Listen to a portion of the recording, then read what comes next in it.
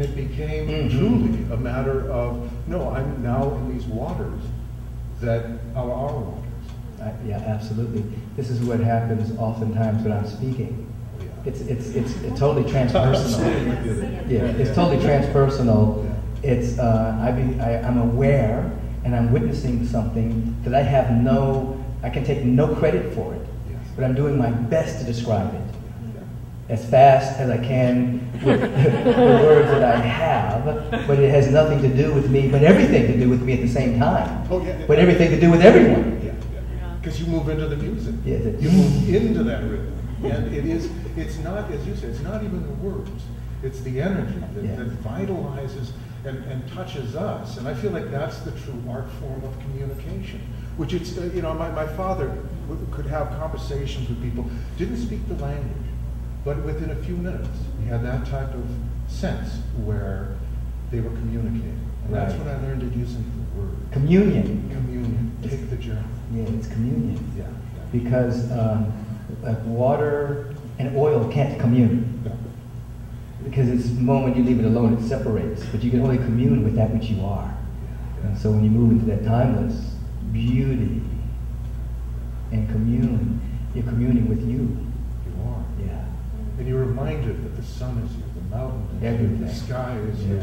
And that embodiment allows that wholeness, that holiness, that holographic realization to move to the center of your blossom. Because as you were saying today, if we stand outside of it, it passes us by. But we are the center of the universe. Yes. And this is why the creative and imaginative, I believe so deeply, are the tools to uncover who and what we are. Because if we understand that these bodies are not the outcome of our conceits, but the outcome of billions of years, then we are stardust. We're billions of years old. The question isn't about belief, it's about pattern. How do we stimulate who and what we are on a profound and deep level?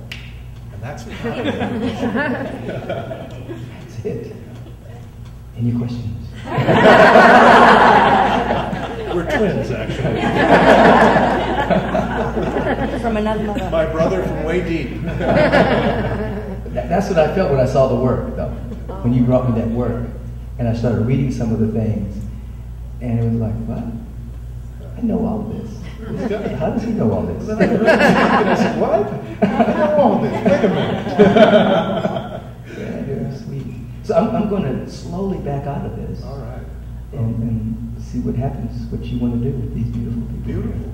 Well, I will take us on, hopefully, an adventure that restores some of your sense of things, but also reveals some of the mysteries that have been emerging through my artwork, which is very reassuring, because it turns out that just before Reverend Michael leaves, that this painting on the left, I'll go into it more specifically, turned out through chance by dropping the cards to create a holographic DNA, and then to create infinite mandalas, infinite blossoms.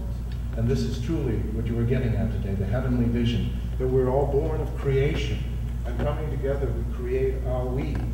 And that when we open at a particular time, we begin to blossom uniquely, but we are composed of creation of the one. And so that's the heavenly vision that I deeply appreciate your championing, and thank you so much. Thank you for being here. Thank you.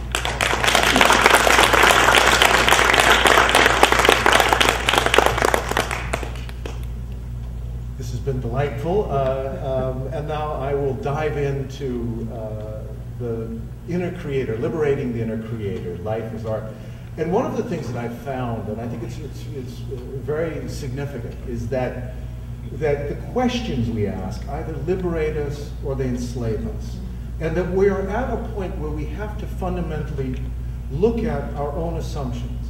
Are our assumptions about who and what we are as human beings? Is the purpose of our humanity truly feeding us, nourishing us with a sense of purpose that allows us this sense of liberation? And in the darkest times, and as I've looked at a lot of the art that you're going to see today, came out of the reaction to the pre-Baroque period and the dark alchemy that was upon us. And I thought either I have to have a room to go scream in, or I have to come up with something that allows me to respond to the diminishment of human generosity, human compassion, and to leave some message in a bottle, to tell my wife and my children and my friends why I thought being human was noble and worthy, and why, if we come together through shared enthusiasm rather than a shared sense of dread, we will initiate Renaissance. And we all know that Renaissance means rebirth.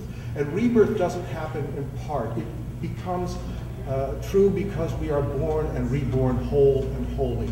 And how we achieve this is certainly by understanding that when we ask questions, we have been given very few tools that we think of as being relevant. And the tools that I have found, and it started really with what he was saying about acting. I had started, when I was studying acting at Juilliard, my father was a painter, so it was in my blood.